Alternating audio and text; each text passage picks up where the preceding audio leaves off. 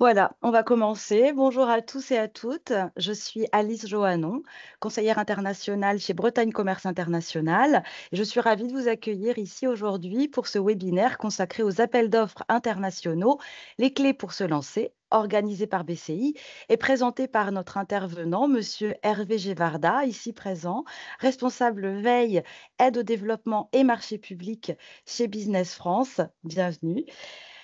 Il nous expliquera comment fonctionnent les marchés publics internationaux et présentera les différentes étapes à suivre lorsqu'on répond à un appel d'offres international. Avant de lui céder la parole pour sa présentation qui durera environ 1 heure, quelques mots concernant Bretagne Commerce International. Très vite, nous sommes une association d'entreprises cofinancée par la CCI de Bretagne et la région Bretagne, qui a pour vocation d'accompagner les entreprises bretonnes dans le développement de leurs activités à l'international. Pour ça, nous intervenons de la structuration au déploiement du projet avec du conseil sur mesure et des actions collectives comme celle-ci, ce webinaire d'aujourd'hui. Donc, vous retrouverez tous les contacts hein, et puis tous les détails concernant notre accompagnement et nos services sur la présentation du webinaire et sur le site de BCI, bretagneCommerceInternational.com. Pour terminer, je vais juste vous parler de l'Open de l'International, notre grand événement international, celui qu'organise BCI tous les ans. Les inscriptions sont ouvertes. L'Open de l'International aura lieu cette année à Brest, au Quartz de Brest, le 23 juin 2025. Vous êtes tous invités en tant qu'entreprise bretonne. C'est gratuit et entrée libre pour toutes les entreprises bretonnes. Donc, n'hésitez pas à vous inscrire sur le site de l'Open et à créer votre parcours personnalisé au programme de nombreux ateliers, des réunions d'information, une belle plénière et des rendez-vous B2B avec nos prestataires à l'étranger. Pour terminer, je vous rappelle quelques informations utiles concernant le déroulement du webinaire qui sera filmé et dont le replay sera disponible pour les adhérents BCI euh, sur le site de BCI. Donc, vos caméras sont désactivées, vos micros vont être activés à l'issue de la première sous-partie de la présentation. Pour poser vos questions, eh bien, c'est tout le long de la présentation via le module QR que vous pouvez retrouver en haut de votre écran. Et à l'issue de chaque sous-partie, vous pourrez poser vos questions. On activera vos micros pour que vous puissiez poser vos questions directement à l'intervenant. À la fin du webinaire, vous recevrez un petit sondage qui s'affichera sur votre écran. S'il vous plaît, répondez-y, c'est très très rapide et ça nous aidera beaucoup. Voilà. Eh bien, sans plus attendre, je laisse la parole à notre intervenant, Monsieur Hervé Gévarda. La parole est à vous. Bon webinaire. Oui, bonjour à tous. Donc, oui, donc Hervé Gevarda, donc moi je travaille chez Business France sur une thématique, en fait, cette thématique dont je vais vous parler aujourd'hui, les marchés publics. Je communique de l'information aux entreprises sur les marchés publics et un petit peu en amont aussi, ce sera la fin de ma présentation. J'ai une petite spécialisation sur les marchés publics financés par l'aide au développement. Mais disons que le gros de ma présentation, et c'est le but, c'était convenu comme ça, hein, le gros de ma présentation, ce sera sur les marchés publics internationaux. Donc, on va commencer tout de suite. Alors, je vais voir si j'ai bien pris la main pour passer les diapos. C'est pas comme ça. Alors, attendez. Voilà. Voilà. Donc, en fait, je vous présente le fil le sommaire en fait de ma présentation. On va revenir un petit peu pour bien planter le décor. Qu'est-ce que c'est qu'un appel d'offres? La deuxième partie qui sera la plus longue, vraiment, ce sera en fait, oui, les clés, les pistes une première approche de l'appel d'offres international avec beaucoup, vous verrez, de points de vigilance. Alors, il y aura beaucoup de notions techniques ou de mots techniques. Peut-être certains d'entre vous n'y seront pas tellement habitués, donc il ne faut pas hésiter, si je les explicite pas assez, à interroger là-dessus. Ce qui est important aussi, c'est d'avoir vos retours d'expérience si vous avez répondu à des appels d'offres et que vous avez été confronté à des problématiques. Après, j'aborderai donc rapidement un peu ces appels d'offres financés par l'aide au développement. Qu'est-ce que c'est que l'aide au développement? Certains d'entre vous seront concernés, d'autres un peu moins, ça dépendra des produits. Et après, la conclusion, comme vous voyez, qui s'affiche, comme vous voyez, celle qui s'affiche, c'est donc effectivement quels sont les conseils pour réussir au mieux l'appel d'offres, la réponse à un appel d'offres international. Donc tout de suite, bon, qu'est-ce qu'un appel d'offres? Bon, un appel d'offres, en fait, c'est une procédure, hein. Ce n'est pas quelque chose de matériel, c'est immatériel, c'est une procédure d'achat. Alors, ce qui est important, c'est le mot-clé formel, c'est-à-dire que c'est très formalisé entre un client, donc qu'on appelle l'adjudicateur, et des fournisseurs, c'est-à-dire vous, les entreprises, que l'on va appeler les soumissionnaires. Ce qui est important, c'est procédure d'achat qui va se caractériser par beaucoup d'éléments qu'on va voir, on va voir ensemble. Formel, très formalisé, c'est justement ce qui la différencie d'un marché de gré à gré. Donc, je vais revenir de la slide d'après pour compléter cette petite présentation, cette petite introduction.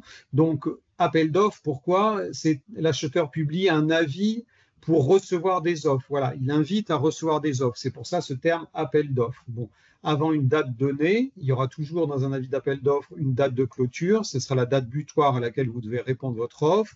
Et le besoin de ce client est décrit dans un document que l'on appelle un cahier des charges, qui peut être plus ou moins important, hein, ça dépend des pays. Si c'est pour la fourniture de tables scolaires, ce sera moins épais que pour la construction d'une centrale éolienne offshore, évidemment. Mais donc, il y a toujours un document technique qu'il faut vous procurer, qui est en général payant. Bon. Alors, ce qui est important aussi, petite parenthèse, l'acheteur peut mettre des restrictions sur les fournisseurs, sur les soumissionnaires. Notamment, la plus importante, c'est sur l'ancienneté. En général, ils ne veulent pas des entreprises qui viennent d'être créées pour des raisons de sécurité, en fait, de sérieux de l'offre. Quelquefois, par exemple, un appel d'offres financé par la Banque mondiale, il faut avoir au minimum 5 ans d'ancienneté.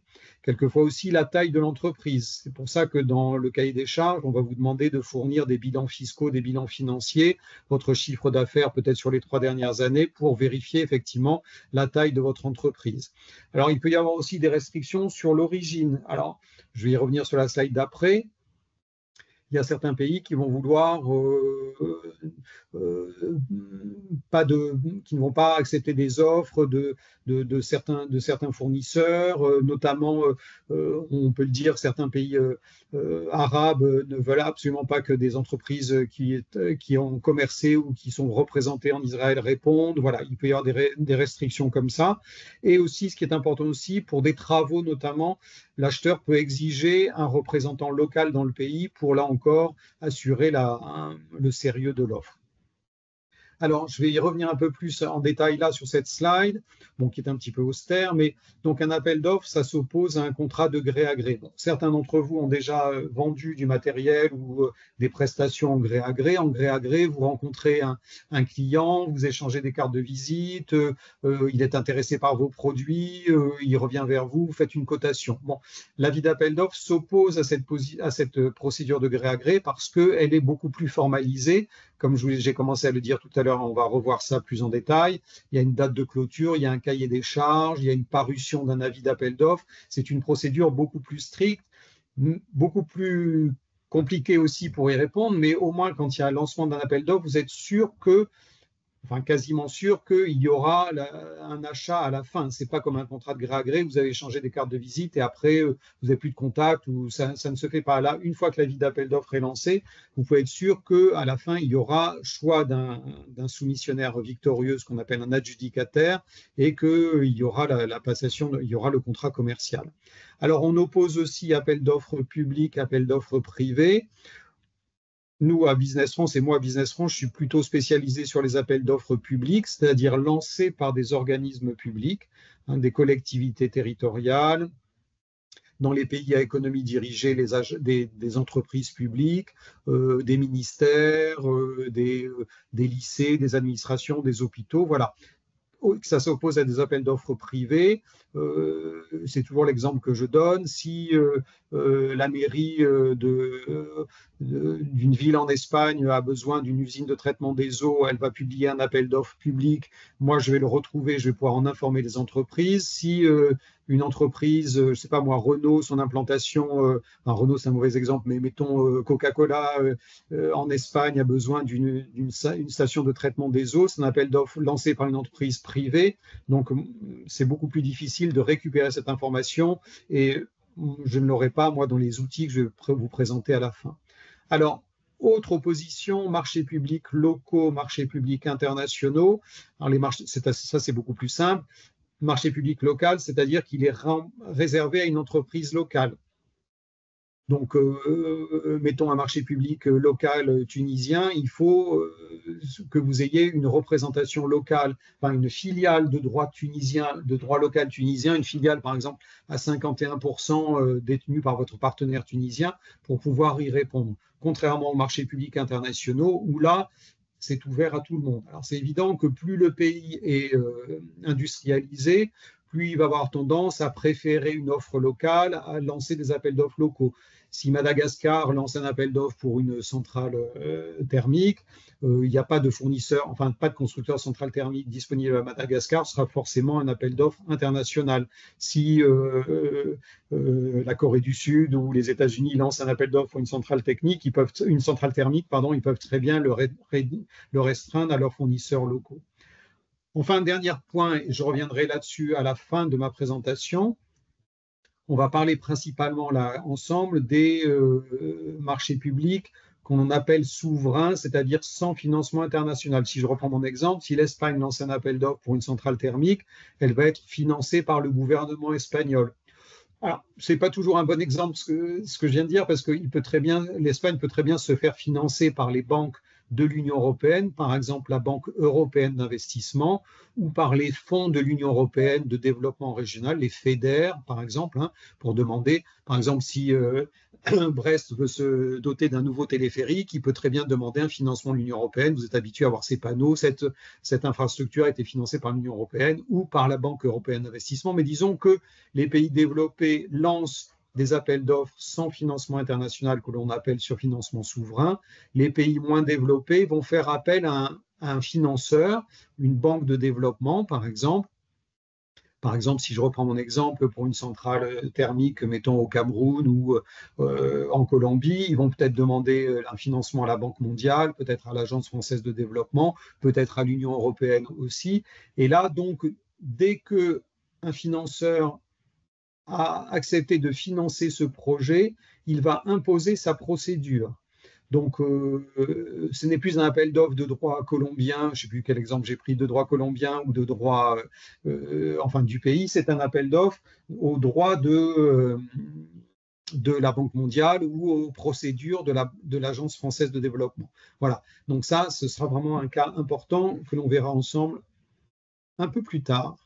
Donc, parmi vous, qui est-ce qui peut s'intéresser aux marchés publics internationaux? En fait, tous les secteurs ou presque. Bon, vous les voyez, ils sont détaillés ici. Bon, le plus gros des appels d'offres internationaux, c'est pour les infrastructures de transport, les routes, les voies ferrées, beaucoup pour l'énergie. Comme dit la Banque mondiale, il n'y a pas de développement dans un pays sans électricité. Donc l'énergie, la production d'énergie, le transport, la distribution. Alors à chaque fois, c'est des consultants, des bureaux d'études pour construire une nouvelle route ou pour construire, comme sur la petite image, une éolienne, la fourniture des équipements et la réalisation des travaux. Donc, c'est toujours marché de services, marché de travaux, marché de fourniture. Donc, bien sûr, l'environnement aussi, qui recoupe des centrales aussi, l'énergie, l'efficacité énergétique, beaucoup la santé. Enfin, voilà, je vous laisse les détailler. Alors, c'est à peu près tous les secteurs d'activité, quand j'ai mis presque, parce qu'il n'y a qu'un type de produit qui échappe aux appels d'offres internationaux qui passent plutôt par marché de gré à gré, ce sont les biens de consommation. Il n'y aura pas d'appel d'offres de cosmétiques, par exemple, d'appel d'offres public de cosmétiques. Il n'y aura pas d'appel d'offres public pour des produits alimentaires. Quoique certains, alors je donne toujours ce petit exemple, par exemple, donc là, les compagnies aériennes peuvent lancer des avis d'appel d'offres pour leurs services en vol, que ce soit l'alimentation, le beurre qui sera servi au petit déjeuner ou le vin qui sera servi. Par exemple, là, c'est un avis d'appel d'offres donc de la compagnie aérienne du Sri Lanka qui cherche donc pour son aéroport la fourniture des biens pour, voilà, c'était de la pâte de tomate, enfin la pâte de tomate pour la cuisine et pour les repas en vol. Donc, c'est pareil, les vêtements, bon, il n'y a pas d'avis d'appel d'offres pour des vêtements de tous les jours, mais pour des acheteurs de la défense, par exemple les marchés de l'OTAN, par exemple les marchés des armées, ils vont acheter des vêtements, des chemises, des pantalons, des bérets pour leurs soldats. Donc, à peu près tous les secteurs d'activité sont concernés, certains plus que d'autres.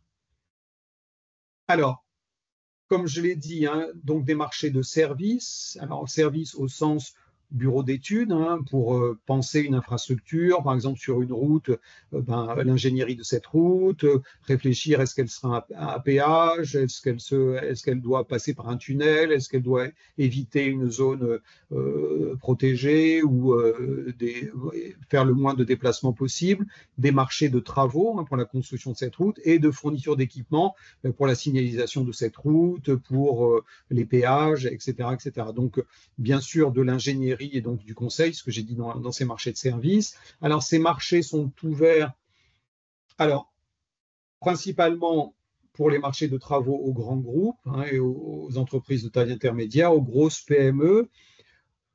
Ce qui est important aussi donc, pour les marchés de services d'ingénierie, donc des consultants qui peuvent être des cabinets d'ingénierie ou des consultants individuels. C'est vrai qu'une petite PME, vous allez voir après sur les, comment dire, les caractéristiques des appels d'offres publics, c'est déjà beaucoup plus lourd pour une petite PME. Mais ce qui est important, c'est surtout que votre entreprise, soit déjà habituée à travailler sur des marchés publics français. Hein, si vous savez répondre à des marchés publics français, vous saurez répondre à un marché public algérien ou camerounais parce que ils sont moins difficiles, moins exigeants au point de vue de documents à remplir et autres que des marchés publics français ou européens. Donc, il faut que vous soyez, c'est pas tellement la taille de votre entreprise. Si vous avez un produit vraiment de niche qui est demandé, qui est très demandé, ben vous pouvez répondre à des marchés publics. Mais il faut que vous, en tout cas, les marchés publics, ça c'est un des premiers points qu'il faut que vous reteniez de ma présentation. Ce n'est pas un bon outil pour démarrer à l'international.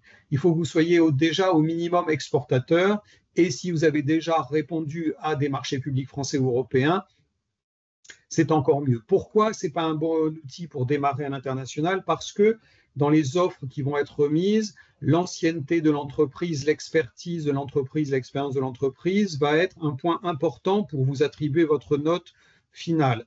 Donc, si vous avez zéro expérience dans le pays, si vous n'avez jamais exporté, ben vous aurez forcément une note beaucoup moins bonne que vos concurrents qui auront déjà une expertise forte, une expérience forte. Donc, ça, c'est à prendre en considération. Il faut commencer par des marchés de gré à gré, commencer par des rencontres sur les salons, commencer par trouver des importateurs, donc par le biais de Bretagne Commerce International par exemple, avant de penser à répondre dans le pays à des appels d'offres internationaux. Donc, ce que je vous ai remis là, marché public, c'est pas trop adapté pour les primo-exportateurs parce que vous allez être moins bien noté que des entreprises qui ont une expertise. Alors, les consultants individuels qui font un peu de tout non plus, ils vont chercher des consultants, des experts en construction de route ou des experts en développement de la filière du miel, par exemple. Mais les consultants individuels généralistes, c'est pas trop demandé parce que vous aurez beaucoup trop de concurrence. Effectivement, un avis d'appel d'offres, on va le voir, enfin un appel d'offres, donc il y a un avis d'appel d'offres international donc, qui est publié avec beaucoup de publicité, donc vous allez être mis en concurrence avec beaucoup d'entreprises. Hein, plus il y a une publicité sur un besoin, plus vous allez être mis en concurrence. Donc si vous n'êtes pas spécialisé, si vous n'êtes pas bien dans la cible, vous n'aurez pas beaucoup de chance. Alors, les secteurs des biens de consommation, je l'ai dit, hein, pour les cosmétiques, pour les vêtements de tous les jours, pour les biens d'alimentation. Alors, il faut faire attention aussi, vous êtes des entreprises françaises, vous avez sans doute des solutions très innovantes, mais il faut faire attention dans les appels d'offres pour les pays en développement, ce n'est pas trop l'innovation qu'ils recherchent. Ils cherchent des produits qui ont fait leurs preuves, qui ont déjà été exportés, qui ont fait leurs preuves dans des conditions climatiques difficiles, avec peu d'entretien, de maintenance, parce que les produits trop innovants, leur gros défaut, c'est qu'ils sont trop chers. Hein. Vous allez être mis en concurrence. Si je reprends mon exemple pour un appel d'offres au Cameroun, vous allez être mis en concurrence avec des entreprises chinoises, vous allez être mis en concurrence avec des entreprises sud-africaines, vous allez être mis en concurrence avec des entreprises ivoiriennes, donc qui auront des produits sans doute moins performants que les vôtres, moins innovants, mais moins chers. Et l'avis d'appel d'offres, j'y reviendrai après, la notion du prix est très importante puisqu'il y a un budget pour les appels d'offres qui est souvent restreint. Et aussi, ce qui est important aussi, et c'est le but de ma présentation aujourd'hui, c'est qu'il faut que vous soyez structuré pour répondre à un avis d'appel d'offres, pour que vous passiez le moins de temps possible à faire votre réponse, faire votre cotation, parce que répondre à un appel d'offres, ça peut vous coûter cher et on va voir après en quoi, sur quel point ça peut vous coûter cher. Alors, là, je vous ai fait une petite slide entre un avis d'appel d'offres français, les différences, pour ceux d'entre vous qui travaillent sur appel d'offres français, entre les différences entre un appel d'offres français et un appel d'offres international. Alors là, j'ai pris un exemple naturellement qui me sert, moi, dans ma présentation. C'est un appel d'offres justement financé par l'aide au développement. Vous voyez, donc, c'est un appel d'offres en Serbie. Il est financé donc par la Banque européenne pour la reconstruction et le développement. C'était pour le renouvellement du parc de bus de cette ville de Novi Sad. Alors, les points communs. Alors, voilà, les points communs entre un avis d'appel d'offres français et international, donc c'est les flèches en vert. Donc, il y a forcément un besoin exprimé. Donc, vous voyez, la fourniture de 30 bus articulés fonctionnant au gaz naturel, low entry surbaissé, il faut qu'il soit neuf. Donc, ça, c'est comme un appel d'offres français, il y a un besoin. Comme un appel d'offres français, il y aura une date de clôture. Donc là, c'était le 4 novembre 2019. Mais très rapidement, il va y avoir des différences fortes. Donc, par exemple, pour un appel d'offres international, le dossier d'appel d'offres, donc j'ai appelé cahier des charges, va être payant. Donc, vous voyez, là, il était de 1000 dollars US. Dans l'Union européenne et en France, les cahiers des charges, les DCE sont gratuits. Première différence avec un appel d'offres international, le cahier des charges est payant. Vous voyez, 1000 dollars US, c'est quand même une somme. Donc, il faut bien que vous soyez dans la cible avant d'acheter le cahier des charges. Deuxième point important sur lequel je reviendrai, dans les appels d'offres internationaux, il y a toujours des cautions à fournir. Bid Security, caution de soumission, et Performance Security, caution de bonne exécution. Alors les cautions, j'y reviendrai après, mais c'est une somme d'argent qui est bloquée sur le compte du client, sur le compte, pardon, oui, du client, et donc c'est un impact fort sur votre trésorerie. Autre point important, donc une validité, l'offre doit être valide, là par exemple valide 120 jours, donc quand c'est des pays avec une monnaie différente, donc hors Union européenne, donc hors euro, bien sûr il y a un risque qui arrive tout de suite, c'est un risque de change. Pendant 120 jours, votre offre là pour les bus va être la cotation que vous avez faite, si mettons elle va être faite à 1000 euros, vous ne pourrez pas la modifier si le taux de la monnaie serbe fluctue beaucoup entre les deux, entre votre offre en monnaie serbe, si le taux de change fluctue beaucoup par rapport à l'euro, vous risquez une perte de change. Donc là encore, il faudra prendre des garanties par rapport à votre banquier, par rapport à BPI. Voilà, donc ça, la validité, c'est un autre point important qui caractérise aussi ces appels d'offres internationaux. Donc, le titre, bon, c'est dans le cadre d'un projet, hein, c'est ce projet de renouvellement de la flotte de bus de la ville de Novi Sad. Alors, j'y reviendrai à la fin. Et bien sûr, il y a un financement par une banque de développement. Donc, je ne sais pas si vous avez des questions sur cette première partie. On peut peut-être ouvrir vos micros. Je n'ai pas vu de main se lever, mais effectivement, donc questions et réponses, il y a un petit point. Je ne sais pas si vous avez vu des questions, Alice. Alors, non, pas de Oui, c'est vraiment questions, introductif. juste Lydie Kernéis de BPI France qui rappelle qu'en effet, BPI France vient assurer les cautions, vous l'avez dit, de restitution d'acompte jusqu'à 80% et qu'il y a un webinaire sur le sujet qui vient d'être fait sur le site de Bretagne Commerce International. Très Donc, bien. n'hésitez pas à aller voir le replay. Merci Lydie de ce rappel. Très bien. Et la neutralisation du risque de change dès la réponse à l'appel d'offres, seul BPI peut le faire. Voilà, très bien. Non, non, mais on se complète, hein. Dans la team France Export, c'est ce que je dis toujours, on tire tous le train dans le même sens, chacun avec des produits, des prestations différentes, on Tout se à fait. complète. Mais effectivement, voilà. Donc, je vais continuer pour Ah, aborder le plus. Pardon, juste, allez-y. pas Oui, oui. d'autres questions de la part des participants sur cette partie. Vous avez les micros si vous le désirez. Non, pas d'autres questions? Il y avait... non.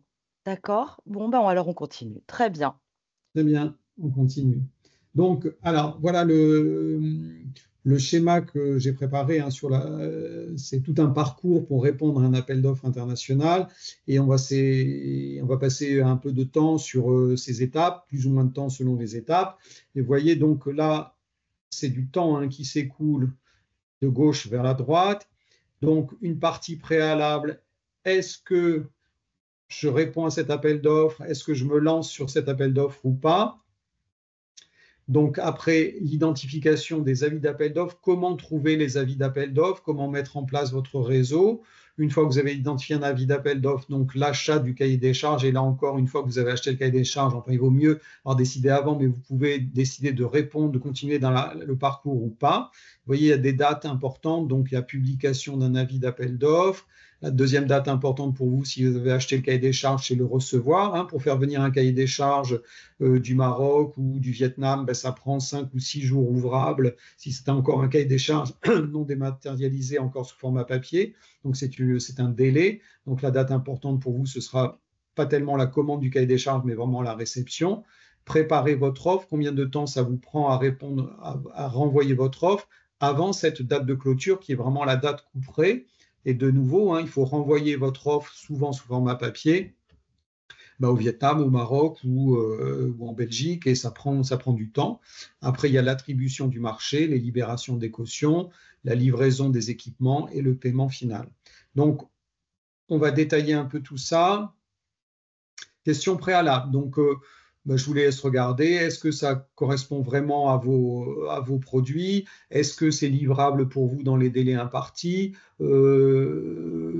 Voilà, vous renseignez aussi quels sont vos principaux concurrents, quelles sont les ressources en ressources humaines chez vous, les productions, les moyens de production c'est des questions, tout ça, préalables à vous poser avant de vous lancer dans la réponse à l'appel d'offres. Alors, avant l'appel d'offres, donc, bien vérifier que votre entreprise est éligible avec cette histoire d'ancienneté de l'entreprise. Ce sera clairement marqué dans l'avis d'appel d'offres. Pour répondre à cet appel d'offres, il faudra que l'entreprise ait 3 ans, 5 ans d'expérience. Bon.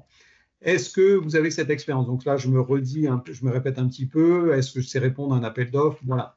Ce qui est beaucoup plus important, c'est est-ce que j'ai déjà un courant d'affaires dans le pays, en gré à gré, un réseau établi. C'est-à-dire que ce n'est pas au moment où vous identifiez un avis d'appel d'offres qu'il faut que vous posiez la question de votre transporteur, de votre transitaire pour faire le dédouanement dans le pays d'arrivée, un importateur, un distributeur, un agent qui va pouvoir faire la maintenance ou autre. Tout ça, ce réseau, il faut que vous le créez, il faut que vous l'ayez créé avant d'acheter le cahier des charges, parce qu'entre le moment de l'avis d'appel d'offres et la date de clôture, c'est toujours un temps très court, 35 jours, 45 jours, 40 jours. Donc, ce n'est pas à ce moment-là qu'il faut que vous enquêtiez dans le pays pour trouver un transporteur ou pour trouver un distributeur. Donc, toutes ces étapes-là, Bretagne Commerce International et Business France peuvent vous aider par des procédures de lien avec les chambres de commerce franco-locales, par des contacts aussi avec les bureaux de Business France dans les pays, par une procédure, ce qu'on appelle Connect, créer votre réseau. Il faut le faire avant donc de répondre à l'appel d'offres. Aussi, par rapport à des interlocuteurs dans le pays, quels seront vos concurrents? Est-ce que pour la fourniture de ces tables pour les écoles, est-ce qu'il y a déjà un concurrent local ou quel est le concurrent international qui remporte le plus souvent les avis d'appel d'offres? Ça, c'est vraiment des questions à vous poser au début de la procédure.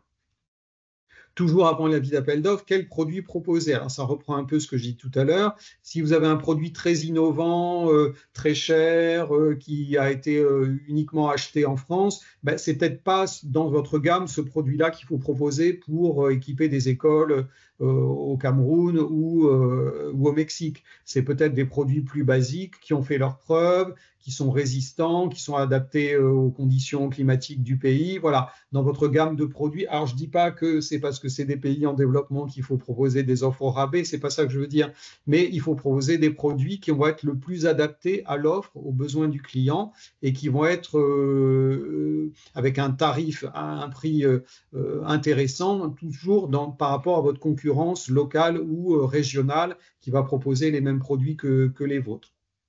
Donc là, je me redis, des produits qui ont des références, un bon rapport qualité-prix. Ce qui est important, c'est prévoir la documentation de votre produit dans la langue du pays. Et quand c'est une installation, il faut toujours prévoir la formation du personnel. Alors, ça peut être la formation du personnel sur le terrain, c'est le plus souvent ça. Ça peut être aussi l'invitation du personnel utilisateur dans vos locaux pour se former, bien sûr, une fois que vous avez été choisi pour soumettre, pour répondre à l'appel d'offres, mais ça peut être aussi l'invitation du personnel. Donc, il faut en prendre compte de ça, la formation, la traduction des documents, la traduction des modes d'emploi dans la langue locale. Tout ça, ce sont des coûts à prendre en compte avant la réponse à l'appel d'offres. Et il faut bien sûr que vous ayez calculé, mais enfin ça c'est vraiment basique, calculer le prix export de votre produit selon l'Incoterm. Alors là, il y a aussi des formations qui sont proposées par Bretagne Commerce International sur l'Incoterm, sur les droits de douane dans le pays, les taxes, les droits de douane donc, et aussi les taxes produits. Votre produit sorti de votre entreprise à Rennes ou à Vannes, une fois arrivé sur place, avec l'Incoterm, avec les droits de douane et avec les taxes produits, à quel prix il arrive sur le pays, dans le pays du client. Alors, a contrario, ce qu'il ne faut pas faire, c'est partir sans expérience internationale, bon, je l'ai dit, sans avoir de réseau, produit trop innovant, pas adapté aux besoins du pays et sans avoir calculé son prix export. Alors, les prérequis pays, donc il faut vous posiez les questions suivantes. Quel pays choisir? Est-ce que vous commencez par un pays proche export UE, qui a le gros avantage, donc dans l'UE, en euros, pas de variation de taux de change, très peu de droits de douane, enfin la plupart des droits de douane ont été mis à zéro dans l'Union européenne, donc c'est déjà important par rapport à vos concurrents locaux, ou est-ce que vous vous lancez sur du grand export par rapport aux besoins de votre produit? Un pays industrialisé ou un pays en développement? Le mieux, en fait, ce que je vous conseille vraiment, c'est un pays voisin de celui où j'ai déjà un courant d'affaires, parce que peut-être que votre distributeur, votre agent local aura compétence sur le pays d'à côté, aura des contacts, pourra établir, le transporteur pourra desservir aussi ce pays-là. Voilà. Donc ça, c'est aussi une bonne piste. Vous avez déjà un courant d'affaires en Côte d'Ivoire, ben vous pouvez répondre à un appel d'offres au Togo ou au Bénin, mais peut-être pas au Kenya. Voilà. Donc un pays voisin où vous avez déjà un courant d'affaires. Et bien sûr, toujours préalable, prise de contact dans le pays, identification de clients potentiels et des besoins par la visite de salon. Voilà. Donc toujours question. Alors, première étape, donc l'identification des avis d'appel d'offres. Donc, pour identifier des avis d'appel d'offres, il va falloir trouver une base de données efficace et vous y abonner. Alors, il y a beaucoup de produits sur le marché. Nous, j'en parlerai rapidement à la fin, Business France s'est doté d'une base de données qui s'appelle ProAO, qui a des avantages, des inconvénients, mais il faut que vous trouviez une base de données efficace pour ne pas rater des avis d'appel d'offres intéressants, pour identifier cette phase d'identification des avis d'appel d'offres. Comme j'ai commencé à le dire, répondre à un avis d'appel d'offres, c'est toujours une course contre la montre. Donc, la base de données doit être efficace, donc vous identifiez, vous livrez les avis d'appel d'offres pertinents sans tarder. Si l'avis d'appel d'offres est publié aujourd'hui en Espagne, il faut que demain, votre base de données vous le livre, que vous ayez accès à l'information le plus rapidement possible et avec le plus de détails possible dans l'avis d'appel d'offres, enfin que la base de données vous livre l'information sur l'avis d'appel d'offres le plus complet. Comme ça vous donne cette histoire de go, no go. Est-ce que c'est un avis d'appel d'offres sur lequel j'ai des chances d'être retenu ou pas? Et si je n'ai pas de chance d'être retenu, j'y réponds pas. Donc, voilà notre exemple de base de données ProAO. Donc, ProAO, c'est la base de données de Business France qui source, bon, je vous laisse regarder ça, qui source toutes les nuits 140 sites de marché public. Vous envoie sur des profils, une base de données en langage naturel. Vous avez un push mail et aussi une plateforme de travail et une plateforme qui vous permet d'entrer en contact avec les autres abonnés, donc c'est que des entreprises françaises, hein, pour répondre à plusieurs lots, par exemple, d'un même avis d'appel d'offres. Donc, là, les points importants qu'on va aborder maintenant, donc, une fois que vous avez identifié l'avis d'appel d'offres, j'ai repris le même exemple, hein, donc un dossier d'appel d'offres payant à acheter avec un coût pour faire venir donc, cet appel d'offres depuis la Serbie et ces histoires de caution de soumission que je vais détailler maintenant. Donc, alors, toujours la date de clôture hein, qui est importante. Voilà, caution de soumission. Hop, je vais passer sur la slide d'après. Voilà. Alors, l'achat du cahier des charges. Donc, les cahiers des charges. Alors, dans l'Union, sauf exception, les cahiers des charges sont payants. Donc, sur une base de données d'avis d'appel d'offres, il n'y aura jamais le cahier des charges attaché. Sur ProAO, vous n'avez pas le cahier des charges. Il est payant, il faut que vous l'achetiez.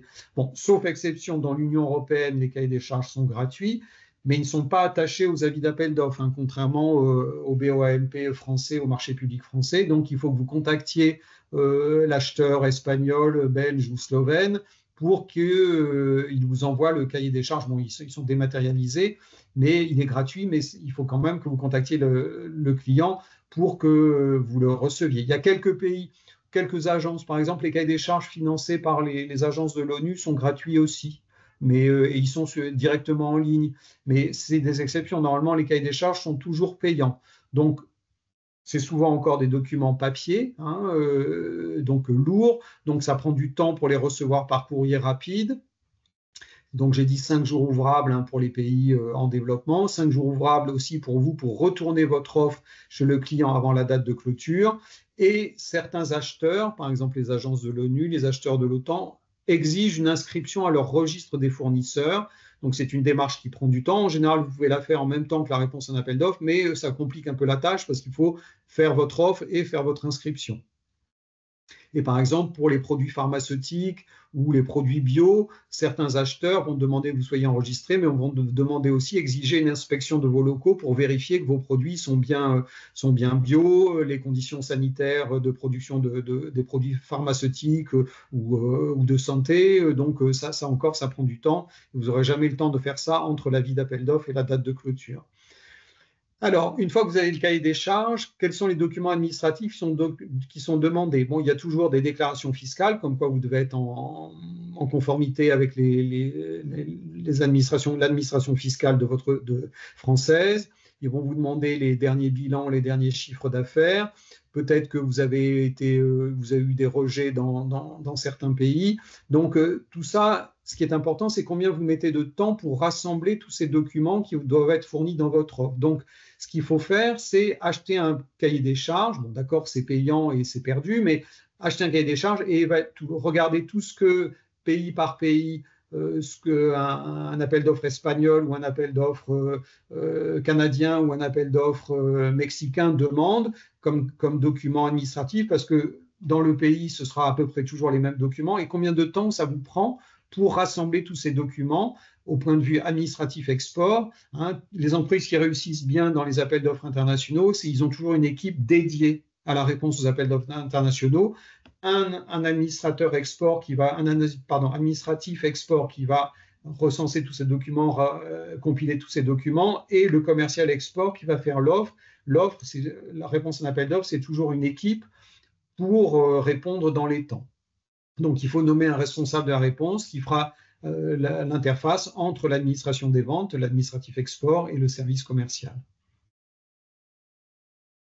Alors, dans le cahier des charges, quels sont les moyens de règlement qui ont été demandés par l'adjudicateur? Donc, quels sont les différents risques et les différents avantages des différents modes de paiement? Alors ça encore, hein, Bretagne Commerce International propose des ateliers d'information, je crois des petits déjeuners export ou des matinées de l'export. Business France en propose aussi. Business France a créé Formatex, hein, qui est une agence, un organisme de formation agréé Calliope, qui organise régulièrement des points sur les modes de paiement à l'international, les avantages, les inconvénients du crédit documentaire, des lettres de crédit. Est-ce que votre client vous exige la mise en place d'un crédit acheteur? C'est-à-dire un crédit acheteur, vous allez lui faire crédit pendant un certain temps jusqu'à ce qu'ils vous remboursent, qu'ils prennent l'achat et qu'ils vous remboursent à la fin de ce crédit. Et il faut faire couvrir pour les risques de défaillance de votre client. Hein. Quand c'est un appel d'offres sur financement local, il peut toujours y avoir un risque de défaillance de votre client. Et là, BPI, là, votre banque peut couvrir aussi tous ces risques de défaillance de clients, bien sûr, avec des polices d'assurance à un pourcentage qui vous est facturé, mais c'est très important. Même un appel d'offres financé par une banque de développement, attention, faites-vous couvrir par BPI, faites-vous couvrir par votre banque, parce qu'il peut y avoir un problème de force majeure dans le pays et qui n'est pas forcément couvert facilement. Donc, il faut prendre des garanties. Là, bon, là, je l'ai dit tout à l'heure aussi par rapport au risque de change, l'impact du délai de validité de l'offre. Donc, actuellement, les monnaies ne fluctuent pas trop, enfin, sauf par rapport comment dire, aux annonces de Donald Trump, où on voit que le dollar canadien ou le peso mexicain fluctue beaucoup par rapport à l'euro, chute beaucoup. Mais donc, c'est important, pendant toute cette offre, par exemple, on avait vu tout à l'heure là, pour les bus en service, c'était 120 jours, vous ne pouvez pas modifier le montant de votre offre. Si la monnaie serbe fluctue beaucoup, vous allez y perdre par rapport à l'euro. Donc, attention, donc, comme l'a dit Lydie Carneis de BPI, faites-vous couvrir pour les risques de change. Et aussi, regardez les exigences de votre client en matière de livraison. C'est quoi le port d'expédition qui sera le plus efficace pour vous? Est-ce que c'est le port du Havre?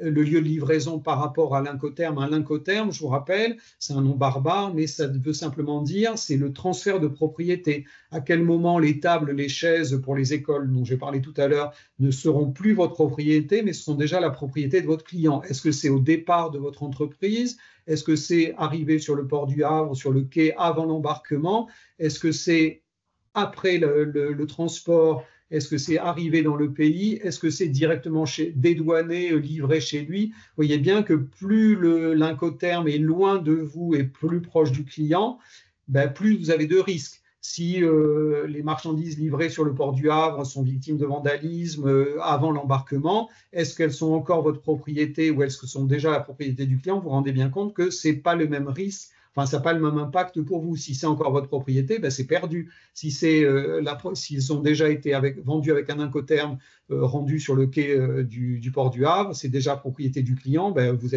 n'avez plus touché, vous êtes payé par rapport à la valeur d'origine des marchandises. Vous vous rendez bien compte que ça a des impacts dramatiques par rapport à vous. Et le délai aussi de livraison, si vous ne livrez pas, ça aussi c'est très important, si vous ne livrez pas par rapport au délai de livraison qui a été exigé par le client, si on vous a demandé des groupes électrogènes bleus et que vous livrez des groupes électrogènes rouges, ben vous aurez des pénalités de retard, hein, que ce soit par rapport au délai de livraison ou par rapport aux besoins du client. Alors, les cautions. Alors, une caution de soumission, alors elle est d'un montant à fournir entre 1% et 5% de votre offre. C'est-à-dire que, bon, on va prendre un exemple simple. Si vous faites une offre à 100 €, ben vous aurez une caution de 1 € à fournir. C'est une caution, ce 1 €, il est à déposer sur le compte bancaire de l'adjudicateur par toutes les entreprises comme vous qui répondent à l'appel d'offres. Et surtout, ce qui est important, c'est qu'il restera bloqué pas seulement jusqu'à la date de clôture, mais jusqu'à l'attribution du marché. Hein. La date de clôture peut être le 20 mai, mais si le client serbe ou espagnol ne choisit son fournisseur que le 20 juillet, eh ben votre caution de soumission, bon, j'ai dit que c'était 1 €, mais ça se chiffre plutôt en milliers d'euros ou en centaines d'euros, elle reste bloquée sur le compte bancaire de votre client jusqu'à fin juillet. Donc ça, il faut voir avec votre banquier. Qu'est-ce qui vous autorise comme caution de soumission? Est-ce que vous pouvez répondre à 3 avis d'appel d'offres, à 5 avis d'appel d'offres ou seulement un avis d'appel d'offres? Quel est le montant de votre engagement qui sera garanti qui sera autorisé par votre banquier? Hein, cette attribution, la caution de soumission, si vous êtes adjudicataire, si vous remportez l'avis d'appel d'offres, elle reste toujours bloquée chez le client. Si vous n'êtes, malheureusement pour vous, hein, si vous n'êtes pas retenu, c'est là où elle vous est rendue. Mais vous vous rendez bien compte que cette somme d'argent, c'est de l'impact sur la trésorerie de votre entreprise qui peut avoir un effet important, qui peut bloquer d'autres décisions de votre entreprise. Donc, faites attention à ça. Une fois que vous avez été adjudicataire, vous avez remporté l'avis d'appel d'offres, là, on parle d'une deuxième caution, la caution de bonne exécution, d'un montant plus important, entre 5% et 10% de votre offre, sur le même principe. elle est demandée à celui qui a remporté et elle reste bloquée sur le compte du client jusqu'à la fin du marché. C'est-à-dire que la dernière la dernière mensualité du paiement de votre client, ce sera la restitution de votre caution.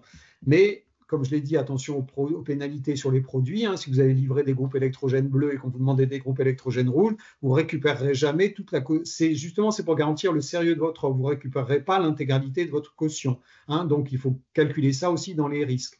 Bon, donc ces cautions, c'est la trésorerie de votre entreprise bloquée. Il faut valider avec votre banquier le montant que vous pouvez consacrer à ces cautions. Et attention au risque d'appel abusif des cautions, faites-vous couvrir par BPI ou par votre banquier. Bon, on a passé toutes ces étapes-là.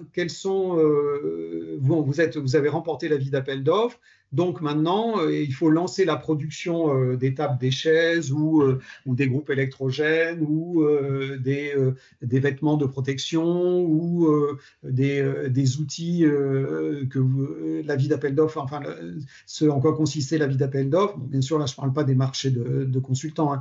Donc, lancer la production et là, vous n'êtes pas encore payé de la totalité du produit. Hein. Vous ne recevez qu'un acompte de votre client. Donc, il faut penser à ça. Bon, si vous avez les stocks pour fournir, très bien. Si vous devez lancer la production, eh ben, BPI a créé un produit, donc une avance de production qui peut prendre en charge le début de la production des tables, des chaises ou des groupes électrogènes avant de continuer à recevoir les paiements, les mensualités de paiement par votre client. Alors, là, sur un peu un bilan de tout ce que je vous ai dit, comme je l'ai dit tout à l'heure, un avis d'appel d'offres, ça coûte cher. Donc, les coûts de cet avis d'appel, de réponse à un avis d'appel d'offres, ben déjà, la base de données. Les bases de données sont payantes pour identifier les avis d'appel d'offres. Donc, vous prenez l'abonnement à ProAO ou à une base de données concurrente, ça a un coût. Le cahier des charges est payant.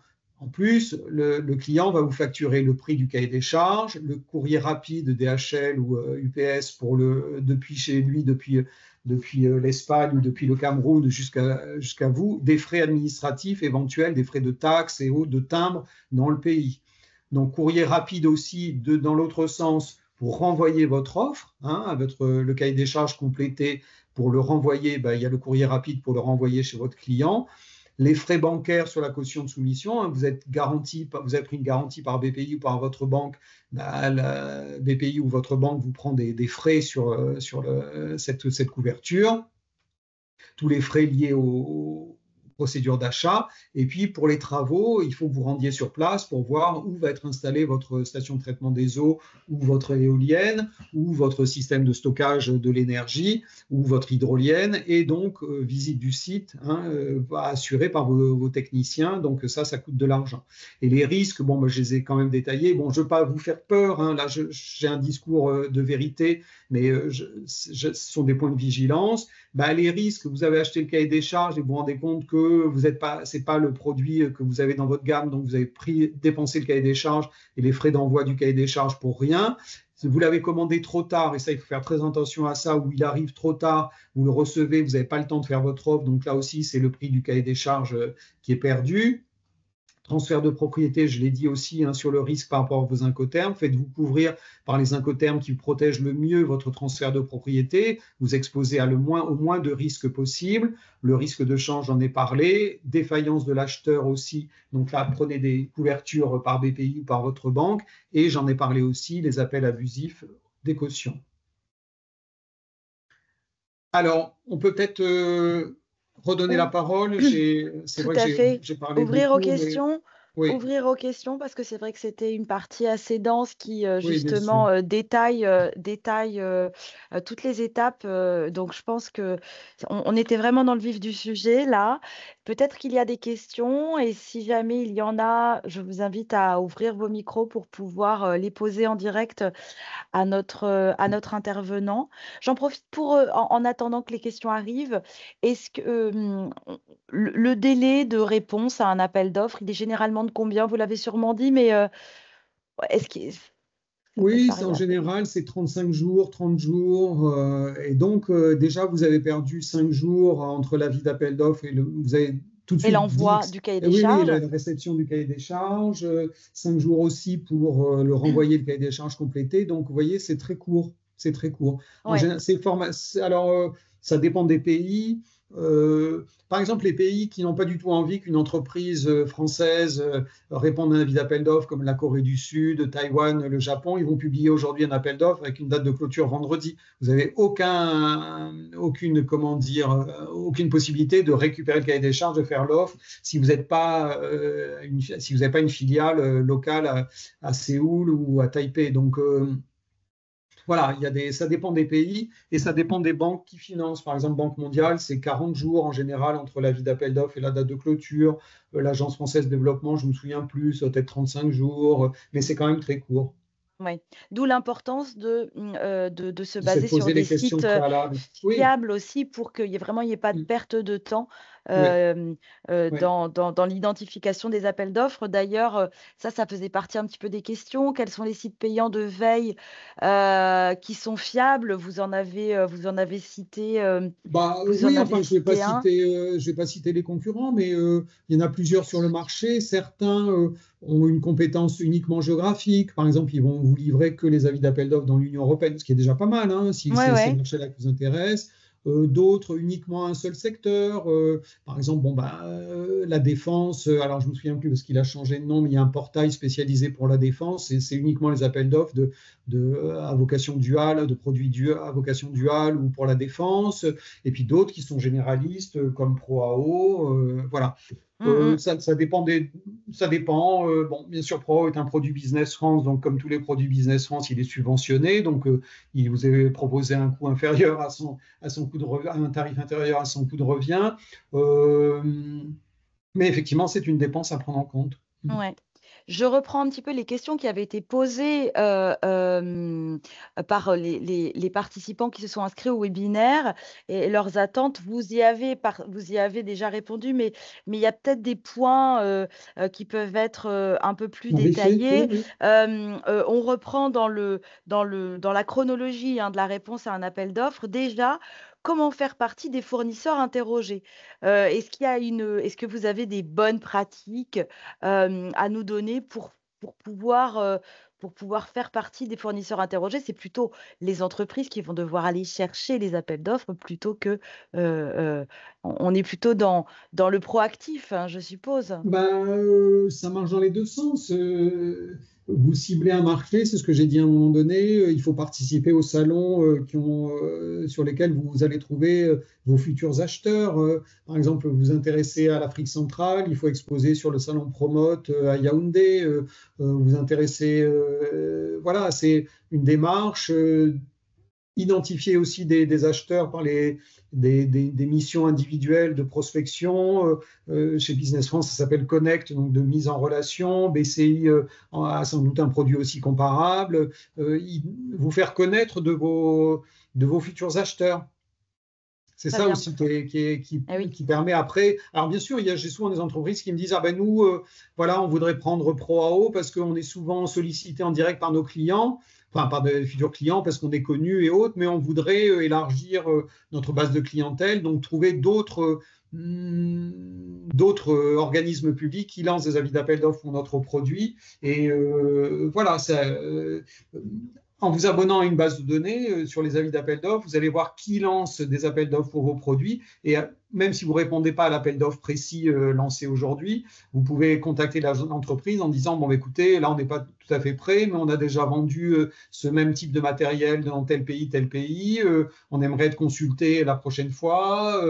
On peut vous rencontrer, vous présenter nos produits et pour une prochaine fois. Voilà. Ouais. Ça aussi, les bases de données des avis d'appel d'offres, pays par pays, vous disent qui est-ce qui achète De façon récurrente aussi. ce type d'équipement. Oui, absolument. Oui, oui, Mmh j'ai oublié de le mh. dire, oui, les avis d'appel d'offres ont aussi cet intérêt-là par rapport, oui, j'ai oublié de le dire, par rapport au marché de gré à gré, c'est qu'il y a une récurrence. On va le voir là dans ce que je vais décrire après, financé dans le cadre d'une banque de développement. Si la Banque mondiale finance un projet de rénovation des écoles au Cameroun ou au Maroc, il y aura plusieurs appels d'offres de construction d'écoles, plusieurs appels d'offres de fourniture de matériel pédagogique, plusieurs plusieurs appels d'offres de fourniture de livres.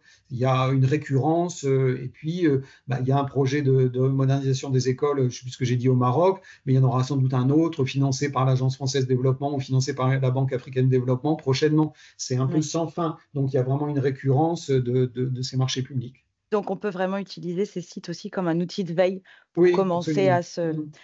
à se former. Et d'ailleurs, quelles sont les pièces qui sont un petit peu différentes du marché français qui sont à fournir généralement dans les appels d'offres à l'international? Est-ce que vous avez en tête C'est-à-dire qu'il certains faut que documents un peu typiques justement bah, qui ne sont jamais demandés sur des appels d'offres en France et c'est-à-dire qui, que déjà, il faut qu'il soit traduit. c'est ça. Il y a aussi ce problème-là. Enfin, et car il y a des pays qui sont très tatillons là-dessus. Il faut que ce soit traduit par un cabinet assermenté ou par un nombre réduit de traducteurs officiels assermentés. Vos bilans fiscaux, les brochures, les modes d'emploi, il faut qu'ils soient traduits dans la langue. Alors, je ne dis pas qu'il faut qu'ils soient traduits en ouzbek ou en sterbe, il faut qu'il soit traduit dans la langue de travail des affaires dans le pays. Donc, dans les deux exemples que j'ai dit, ce sera en anglais. Bon, mais il faut que les documents soient présentés, les documents fiscaux, comptables, soient présentés dans les langues. Les documents spécifiques, moi, je ne connais pas les appels d'offres français, donc ça m'est un peu difficile de répondre à cette question, mais non, je vois pas trop, mais c'est pour ça que je vous dis, commander un cahier des charges pour le dépioter, pour voir, vous fixer comme objectif d'y répondre, même si vous ne répondez pas vraiment officiellement, et vous voyez tous les documents qui sont demandés, en quelle langue, comment ils doivent être présentés, etc., etc. D'accord. OK. Merci beaucoup. S'il n'y a pas d'autres questions, on peut passer à la prochaine partie. Voilà, donc alors j'aborde ce cas. Ce n'est pas tout à fait le but de notre présentation aujourd'hui, mais je fais un focus sur ces appels d'offres financés par les banques de développement. Pourquoi? Comme je l'ai dit tout à l'heure, dans mon exemple, si l'Espagne veut se doter d'un nouveau, enfin Madrid veut se doter d'un nouvel hôpital ou d'un nouveau port en eau profonde, ça peut être sur financement souverain. Pareil, des pays en développement, le Vietnam, des pays émergents, bien sûr, pas des pays très très pauvres comme Haïti ou comme le Mali ou comme le Burkina, qui eux vont toujours se faire financer. Donc, mais des pays développés peuvent lancer des appels d'offres sur financement souverain local, mais la plupart des cas, je reprends mon exemple, si Madrid veut un nouvel hôpital, il peut se faire financer par une banque de développement. Donc très souvent, dans votre démarche à l'international, vous allez être mis vous allez voir que l'appel d'offres, l'avis d'appel d'offres, cet avis d'appel d'offres est financé par telle ou telle banque. Alors on va déjà faire un petit panorama des différentes banques. Donc un appel d'offres international financé, c'est financé par qui? C'est financé par des banques de développement.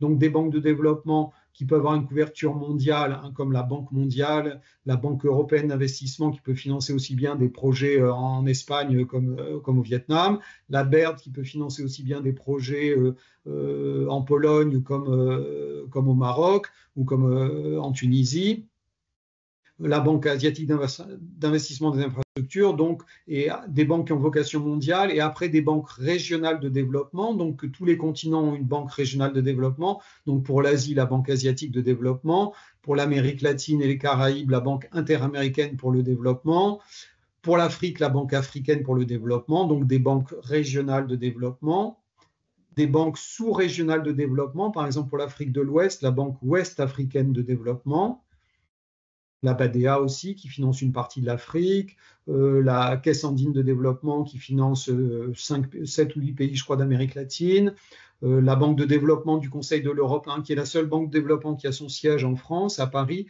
qui va financer uniquement dans le secteur social, dans le secteur protection sociale, santé, environnement, dans les pays les plus pauvres du continent européen, donc la Bosnie, la Macédoine, la Moldavie, l'Ukraine. Après, des agences bilatérales, donc chaque pays est doté d'une agence qui va financer l'aide au développement. Donc pour la France, bien sûr, l'Agence française de développement, pour le Japon, la JICA, pour les Allemands, il y en a 2, donc la GIZ et le KfW, et agences bilatérales de développement qui peuvent malheureusement être du jour au lendemain rayées d'un trait de plume. Vous avez tous entendu parler que Donald Trump a fermé du jour au lendemain l'agence américaines donc pour l'aide au développement, qui intervenaient plutôt pour l'urgence. Les Anglais ont fermé depuis plusieurs années leur base, leur équivalent de leur AFD local, UK Aid, a été financé. Bon, les Américains ont quand même conservé une autre agence d'aide au développement pour l'instant, j'espère que ça va durer, donc qui s'appelle la MCC, Millennium Challenge Corporation.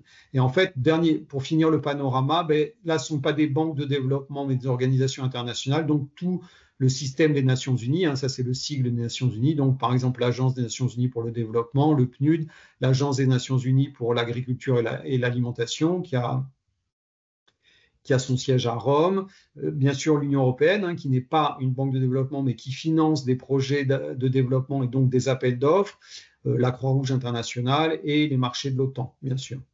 Alors, dans un projet financé par une banque de développement, comme je l'ai dit tout à fait au début, la banque de développement mettons, je reprends mon exemple, si on prend la BEI pour un nouvel hôpital en Espagne, la banque de développement va donner son accord pour financer ce nouvel hôpital en Espagne.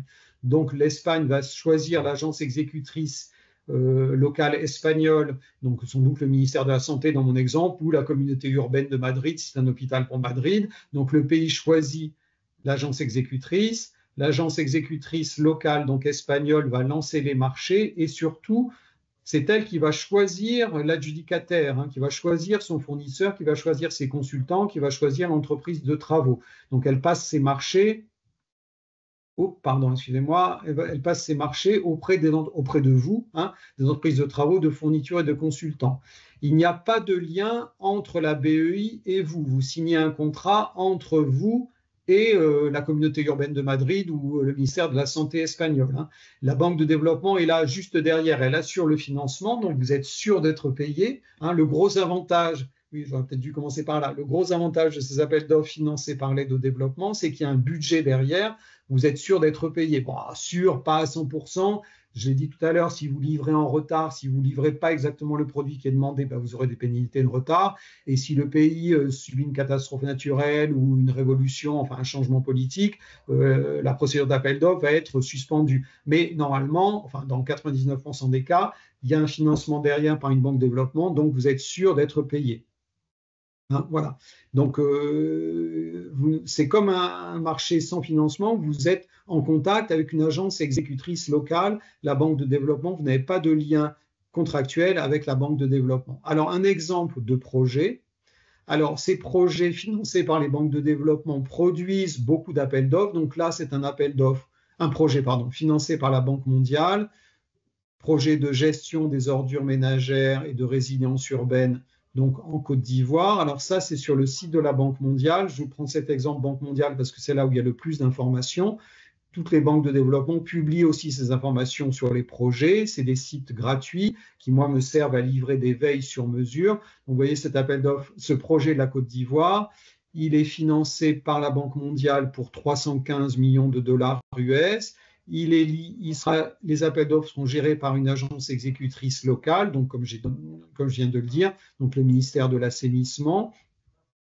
Il a été approuvé en 2020 et il va durer jusqu'en 2026. Donc ces projets produisent de 2020 à 2026 toute une pelletée d'avis d'appel d'offres de consultants, d'avis d'appel d'offres de fournitures, d'avis d'appel d'offres de travaux. Donc un projet financé par une banque de développement, comme l'a dit Alice, il y a une notion de récurrence, on va publier plusieurs appels d'offres, il y aura peut-être plusieurs centrales de traitement des déchets, de fournitures de conteneurs, de mobilier urbain pour le recueil des déchets dans la rue, plusieurs appels d'offres de fournitures de camions de transport des déchets.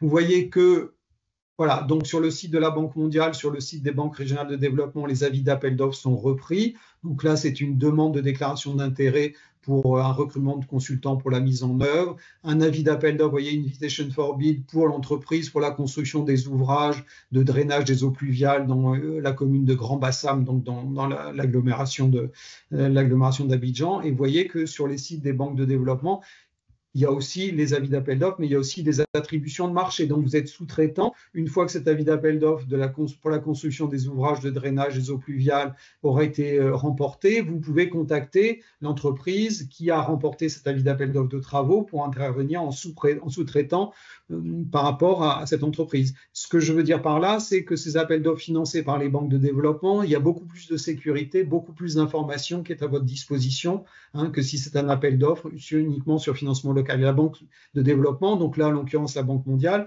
elle vérifie que la procédure, que la passation des marchés s'est bien passée en essayant de limiter les offres, les soucis de corruption, que les offres. Ces banques de développement, c'est toujours au mieux 10 ans, c'est-à-dire que votre offre doit franchir une barre technique. Ce n'est pas l'offre la moins chère qui est prise, mais vous devez franchir la barre technique. Au-dessus de cette barre technique, oui, on prend la moins chère. Et toutes les offres qui ne sont pas conformes pour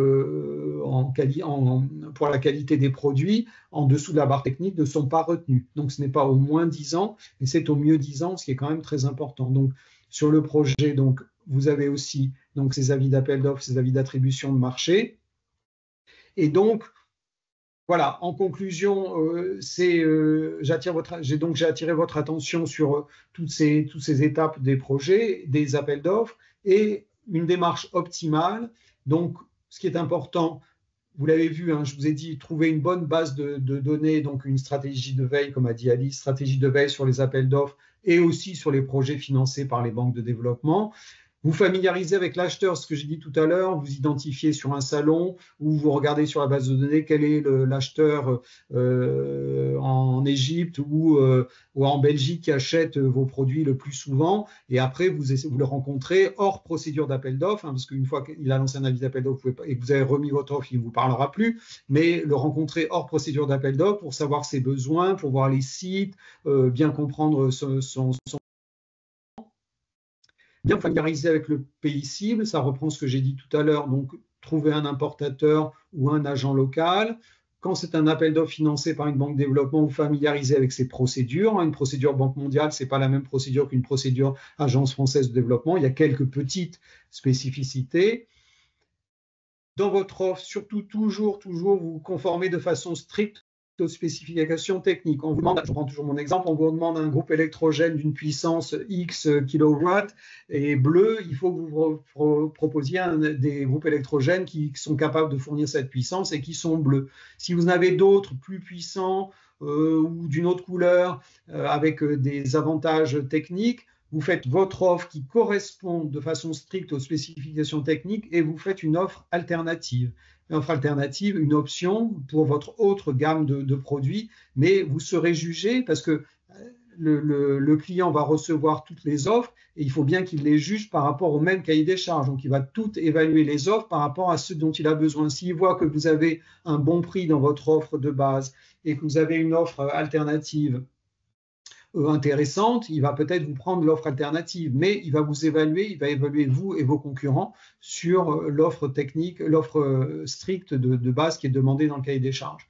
Et donc, il faut bien sûr, plus vous allez faire dans le grand export ou dans un pays sur lequel vous avez des concurrents, il faut vous doter d'un avantage concurrentiel. Par exemple, en vous dotant d'un partenaire local, par exemple pour le montage sur place, par exemple pour la formation à l'utilisation, tout ça pour faire baisser votre prix de votre offre par rapport à vos concurrents. Alors là, dans cette partie, je vais passer rapidement sur des produits qui vous aident à répondre à l'appel d'offres international, sachant que ce suivi des avis d'appel d'offres et à Business France se fait sur deux, je vous laisserai regarder, sur deux services. Le service étude sur mesure à laquelle j'appartiens pour donc la base de données ProAO, des produits de veille, et le service événement géographique qui vous accompagne, rencontrer des clients, vous rendre à la Banque africaine de développement, voilà. Et pour des formations, le service Formatex, alors sachant que BCI a bien sûr aussi des prestations tout à fait correspondantes, tout à fait pareilles à celle-ci. Moi, je vous présente simplement donc notre équipe qui est dédiée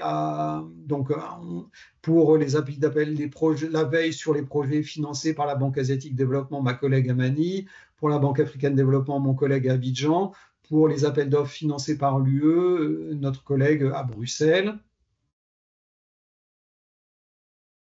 le petit site internet où vous pouvez retrouver ces prestations. Donc, format texte, voilà des exemples de. Bon, ils ont des formations sur les incoterms, comme fait BCI aussi, et aussi une formation sur la réponse aux appels d'offres internationaux, soit en format demi-journée, soit en format d'un jour et demi.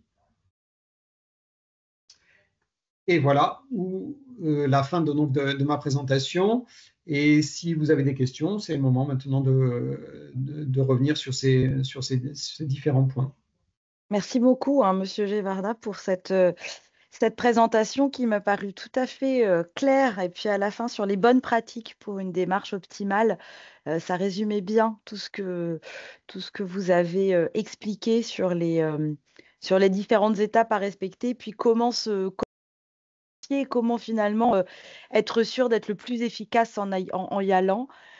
Est-ce que les participants ont des questions à poser? C'est maintenant ou jamais, hein. Nous sommes à la fin du webinaire. Je pense que ça a été très clair en tout cas. Donc peut-être que toutes les questions qu'il y avait ont été, vous y avez répondu. Non, pas de questions. Je regarde dans le QR, non. Eh bien, écoutez, dans ce cas, de toute façon, s'il y a un doute, n'hésitez pas, hein, à aller regarder Oui, revenez le vers nous. replay. Rentrer en contact avec Monsieur Gévarda aussi, puisque ses coordonnées sont disponibles dans la présentation. Avant de vous dire au revoir, je vous le rappelle, un petit sondage vous est proposé. Il est maintenant disponible dans le module Q&R. Il vient d'apparaître.